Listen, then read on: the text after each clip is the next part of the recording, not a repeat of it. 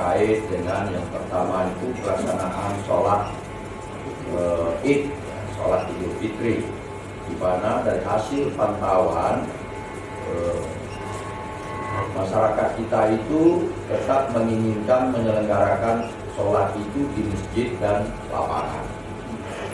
Nah, sementara pemerintah sudah membuat ketetapan bahwa sholat itu dilakukan di rumah. Ini menjadi pekerjaan berat bagi kita, terutama kepolisian ini Pak. Karena keinginan pemerintah itu untuk Lebaran ini tidak dibolehkan menyelenggarakan sholat di masjid maupun di lapangan, tetap mengikuti aturan dan protokol yang sudah ditetapkan. Ini jangankan sholat Jumat, sholat tarawih aja susah sekali kita mengendalikannya. Sering-sering kali ribut anggota polisi itu dengan jemaah masjid itu. Tapi kita tetap sabar untuk melakukan. Nah, ini menjadi pekerjaan barangkali nanti para Kapolres di lapangan mulai dari sekarang bagaimana mensosialisasikan supaya masyarakat itu tidak menyelenggarakan sholat Id itu di masjid maupun di lapangan. Yang kedua, persoalan mudik. Yang itu sudah difinalkan bahwa mudik itu dilarang, tapi faktanya sekarang itu sangat sulit. Kita melihat terutama di daerah-daerah Jawa itu, kita masih beruntung lah. Tapi di daerah Jawa itu luar biasa. Bahkan di sana itu kan sudah dilakukan PSBB, tapi begitu sulit membendung itu. Ini juga bagian kita. Nah, kita ini baru yang PSBB itu adalah di wall, kita katakan PSBB. Itu nanti persoalan kita ada di lokal kecuali yang di wall itu. Tapi kita juga sudah memperketat perbatasan kita dengan provinsi-provinsi lain. Kita sepakati dengan para gubernur, kapolda yang ada di kita. Nah, ini persoalan yang kita hadapi menjelang Lebaran. Sementara perkembangan penularan COVID di tempat kita ini masih terus naik, belum menunjukkan tanda-tanda menurun. Terakhir kita pada posisi 115 yang positif. Sedangkan yang PDP juga terus bertambah. Itu posisi kita sampai dengan hari ini 115 itu belum menunjukkan angka menurun. Jangankan menurun landai saja belum, masih bergerak naik terus. Maka kekhawatiran kita apabila kita tidak bisa mengendalikan ini dengan baik, pada saat Lebaran ini tadi orang terjadi mobilisasi, orang pulang dari pulang kampung, kalau di kita ini berarti pulang ke desanya lah ya, di dalam kotanya, di dalam kabupaten, antar kabupaten, tidak antar provinsi. Kalau kita tidak bisa mengendalikan itu, termasuk kegiatan sholat, maka dapat diduga setelah Lebaran itu grafik itu akan tajam naik. Artinya kita tidak bisa mengendalikan. Dan itu menjadi pekerjaan baru lagi bagi kita nanti untuk menurunkan. Kita lihat sekarang, tadi saya lewat itu toko-toko yang biasanya tutup sekarang sudah buka semua. Nah, belum lagi pasar-pasar itu ya. Nah, ini juga pekerjaan kita. Itu sebagai gambaran situasi umum yang kita hadapi yang pasti akan berpengaruh kepada tugas-tugas kita. Itu tadi Pak Lilit sudah menyampaikan beberapa hal yang terkait dengan tugas-tugas kita yang perlu kita lakukan antisipasi supaya tidak menimbulkan masalah-masalah. Yang pertama itu adalah pengawasan terhadap narapidana, baik yang berada di lapas maupun yang kemarin mendapatkan asimilasi yang jumlahnya juga cukup banyak ya, 846. Kemarin terakhir itu saya dilaporkan Kapolresta ada yang asimilasi itu mencuri motor kemarin, tembak malah itu kemarin itu dari Polresta ya. Nah saya kira ini memang perlu kita antisipasi di dalam menghadapi Lebaran ini nanti. Ya, meskipun tadi Pak Kanwil sudah menyampaikan misalnya soal besuk itu sudah secara virtual dengan protokol. Tapi tadi tidak semua masyarakat kita itu kan mempunyai alat untuk virtual itu yang berada di desa. Pasti juga nanti mereka akan datang ke lapas-lapas itu berkunjung untuk melihat keluarganya yang ada di sana. Nah, itu saya kira memang perlu dilakukan pengamanannya. Yang itu saya meminta kepada Kapolres yang bekerja sama dengan lapas yang ada di wilayah untuk melakukan pengamanan yang baik. Ya. Jangan sampai nanti mereka tidak bisa berkunjung atau masuk ke dalam bertemu dengan keluarganya, nah itu memicu keributan. Jadi saya kira itu perlu diantisipasi. Barangkali juga dari lapas nanti jika terjadi hal yang demikian itu, apa langkah-langkah yang mungkin kita bisa tempuh. Apakah tetap memberikan kesempatan untuk bertemu tapi dengan protokol dan pengawasan yang ketat. Kalau tidak diberikan nanti bisa terjadi keributan. Itu perlu pertimbangan-pertimbangan yang jeli nanti. Ya. Jadi silakan nanti Pak Kapolres dengan Pak Kalapas itu untuk melihat situasi wilayahnya sendiri. Jadi harus dibuat itu langkah-langkahnya apa. Ya. Demikian juga terhadap narapidana yang diberikan asimilasi. Nah, itu tentu harus juga kita lakukan pengawasan. Kita bersyukur tadi dari laporannya ada 10 cuma yang melakukan perbuatan pidana. Ya. Mudah-mudahan tidak bertambah lagi. Nah, itu peran lagi Pak Kapolres, Babin Kamtibmasnya ya, harus memegang itu data-data yang mendapat asimilasi. Jadi barangkali bisa Pak Kalapas wilayah bisa memberikan kepada kepolisian sehingga Babin Kamtibmasnya bisa mengontrol dengan Babin saya nanti untuk mengontrol narapidana yang diberikan asimilasi yang berada di wilayah itu sehingga bisa diawasi dengan kepala desa di daerah. Sehingga kita bisa mengurangi perbuatan-perbuatan mengulang yang dilakukan oleh mereka yang akan nanti memberi citra buruk. Kalau makin banyak nanti yang melakukan ini, citra kita menjadi buruk. Sudah mengasimilasi mereka ternyata melakukan kejahatan. Jadi saya kira Pak Kapolres, Pak Kalapas dan pejabat-pejabat terkait di wilayah itu harus melakukan persiapan untuk itu. Pokoknya kita tidak ingin mendengar nanti ada di lapas kita itu terjadi keributan. Jadi itu tanggung jawab Pak Kapolres dan Kalapas yang berada di wilayah dan perangkat-perangkat lainnya. Kita ingin suasana lebaran itu kita tahu dalam kondisi yang kritis begini, dan tentu kita harus menjaganya dengan baik. Tapi tentu nanti silakan diskusikan apa yang dilakukan. Kalau misalnya ada masyarakat yang datang ke sana karena dia tidak bisa dengan virtual, bagaimana melayaninya? Nah, itu perlu nanti disepakati ya. Kemudian yang berikutnya juga terkait dengan penitipan tahanan ini memang menjadi persoalan ini Pak Lili. Di tahanan kita itu, sel kita itu sudah penuh sekali, sudah membludak. Dan itu saya sudah membuat kebijakan juga kepada Kapolres dan para direktur, para direktur sel ini, kalau memang tidak urgen sekali tidak usah ditahan. Asal ada yang menjamin silakan untuk tidak ditahan.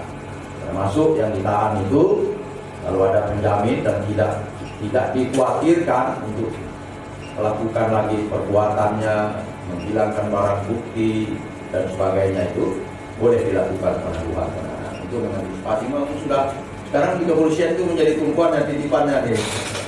Kita juga pikiran juga itu. Tapi bagaimana pula kita mau menolaknya? Karena pengamanannya memang ada pada kita sekarang ini untuk melakukan pengamanannya. Cuman perlu juga ditata dengan baik. Nah, itu saya minta Pak Dir Taki ya, dengan Taki wilayahnya, dengan Kapolres tentu menata itu dengan baik. Ya, bekerja sama dengan Kalapas juga ya, pejabat-pejabat terkait di situ. Supaya juga terjadi situ yang kondusif, jangan sampai nanti memindahkan tempat untuk terjadi keributan, gitu. Dari lapas pindah ke tahanannya Polres, terjadi di situ. Nah, termasuk tadi checking kesehatannya itu. Itu sangat berbahaya itu kalau nanti di lapas atau di tahanannya Polres itu terjadi ada yang positif, wah itu jadi persoalan besar itu. Berarti semua tahanan di situ akan harus dilakukan tes dan lain sebagainya, belum protes-protesnya nanti itu. Nah, jadi itu perlu diwaspadai. Karena saya minta baik di kepolisian maupun di lapas itu juga disiplin untuk menjaga jangan sampai ada penularan di lingkungan kita itu harus terus kita pelihara, karena itu nanti membawa risiko yang besar. Kalau ada nanti misalnya terkena di situ, wah semuanya minta keluar dari situ nanti, nah itu kan susah kita jadi. Semuanya nggak mau berada di sel itu, di tahanan itu, mau minta keluar semuanya. Jadi supaya protokol kesehatan di tempat penahanan kita itu harus menjadi perhatian kita, baik di tahanan kepolisian maupun yang berada di lapas. Tidak terjadi nanti ada yang positif, ya, yang berdampak pada, ya nanti kan kalau sudah begitu kan pasti dipolitisasi lagi, semua minta keluar dari situ, tidak mau berada di lembaga pemasyarakatan atau di tahanan kepolisian. Nah, itu kan merepotkan kita nanti. Jadi itu saya kira perlu kita jaga dengan baik. Kalau memang ada hal-hal pelonggaran dari Pak Lilik, ada kebijakan, barangkali nanti bisa juga diskusikan bagaimana protokolnya yang bisa kita penuhi. Juga apabila memang nanti di Polres tidak memungkinkan lagi, itu mungkin bisa kita share lagi. Tapi dengan persyaratan, dengan ketentuan yang juga yang ketat, ya, sehingga tidak terjadi masalah juga.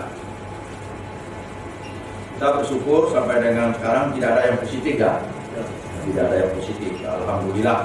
Nah, kalau terjadi positif di tempat kita itu, saya khawatir itu nanti memicu. Kemudian yang berikutnya terkait dengan persoalan narkoba.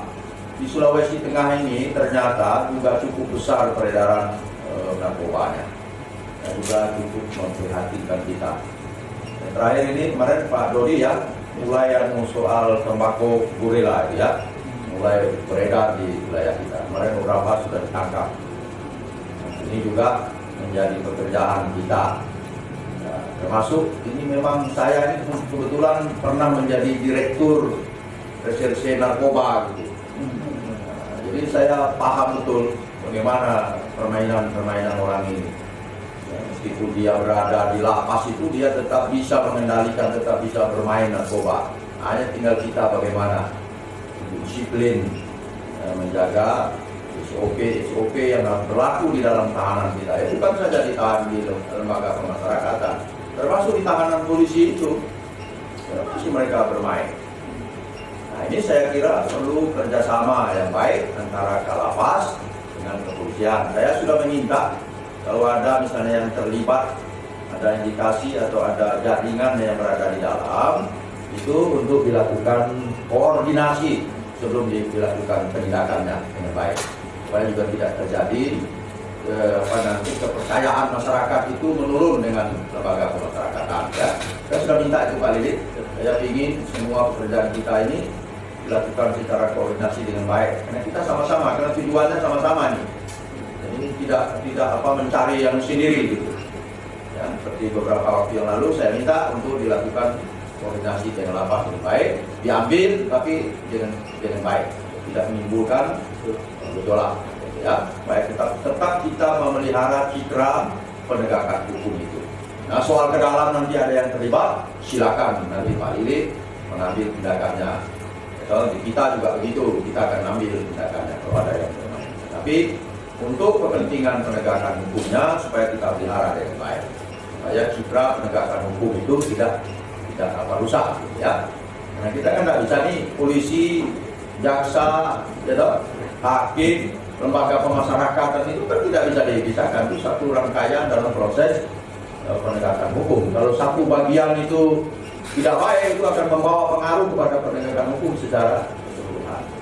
Ya, jadi Pak Direktur Narkoba nanti teruskan kepada yang baru. Sudah saya sampaikan itu, misalnya kalau terjadi ada masalah di RP, supaya diinformasikan dengan baik. Orangnya tetap ditindak, tapi dilakukan dengan baik, ya, supaya tadi tidak merusak citra penegakan hukum. Kita tetap harus memeliharanya. Jadi saya sangat konsen dengan narkoba ini Pak Lilik. Di Polres itu sudah saya perintahkan setiap yang terlibat dalam narkoba disidangkan kode etik dan dipecat.